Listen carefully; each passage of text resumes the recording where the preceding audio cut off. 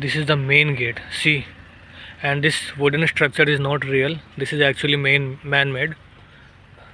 And from here people used to enter in these houses, but now you can see they have blocked this so nobody can take their car inside these houses. Imagine, this was a very big road at that time, but with the passage of time it shrinks to just this portion. But back then this was around 20 feet of width.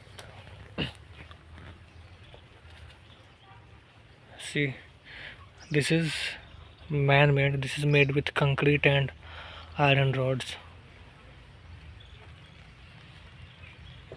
and that's the place for security guards.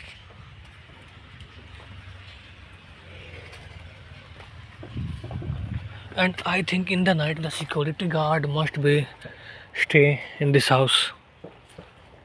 And from here it look like this.